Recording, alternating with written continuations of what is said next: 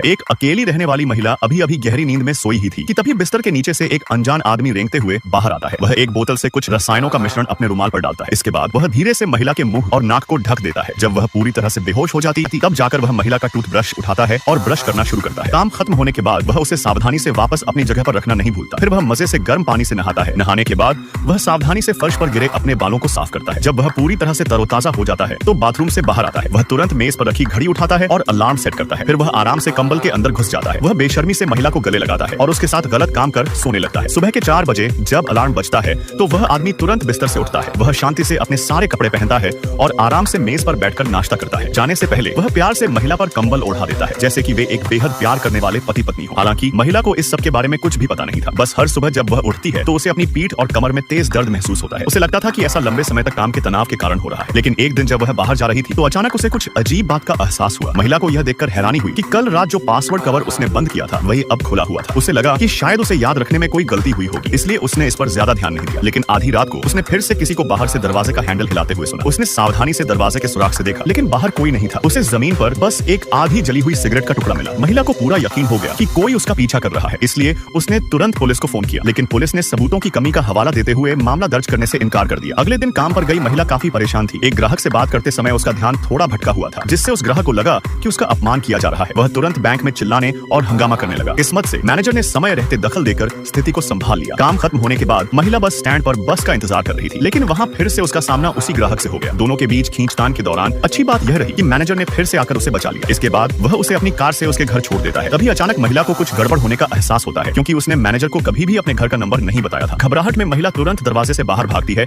और फिर से पुलिस को फोन करती है। जब पुलिस दरवाजा खोलती है तो वे देखते हैं कि मैनेजर की लाश दरवाजे के पास पड़ी है। इसके बाद महिला को पूछताछ के लिए थाने ले जाया जाता है, लेकिन कुछ दिनों की जांच के बाद भी कोई सबूत नहीं मिलता। महिला को शक होता है कि यह काम उसी ग्राहक का हो सकता है। बाद में महिला को बेकसूर मानकर छोड़ दिया जाता है, लेकिन अब वह उस खतरनाक घर में रहने की हिम्मत नहीं कर पाती। इसलिए वह एक नया अपार्टमेंट किराए पर ले लेती है और उसे अंदाजा भी नहीं था कि पुलिस स्टेशन से छूटने के बाद वह ग्राहक उस महिला से बदला लेने के लिए उसके पुराने अपार्टमेंट के गार्ड से उसका नया पता कर लेता है। जल्द ही महिला के फोन पर उसकी सहेली का वीडियो कॉल आता है। स्क्रीन पर वह देखती है कि उसकी सहेली को बेहोश कर दिया गया है। कातिल एक आरी निकालता है और उसके पैर काटने की तैयारी करता है। यह देखकर महिला तुरंत एक फायर एक्सटिंग्विशर उठाती है और अपनी सहेली के दरवाजे का ताला तोड़ने लगती है, लेकिन तभी अचानक कोई उसे पीछे से दबोच लेता है। उसके पेट पर भी एक मुक्का लगा। जब उसने ध्यान से देखा तो वह उसका ग्राहक निकला। उसी पल उसके अंदर जैसे कोई असीम शक्ति जाग उठी, लेकिन आखिरकार वह उसका मुकाबला नहीं कर पाई। संकट के इस समय में 2 पुलिसकर्मी सही समय पर वहां पहुंच गए और उन्होंने उस आदमी को दबोच लिया। जब महिला ने जबरदस्ती दरवाजा खोला तो वह कमरे के अंदर का खूनी नजारा देखकर तुरंत डर के मारे बेहोश हो गई। गनीमत रही कि उसकी सहेली का सिर्फ पैर टूटा था और वह खतरे से बाहर थी। उसे लगा कि सब कुछ यहीं खत्म हो गया।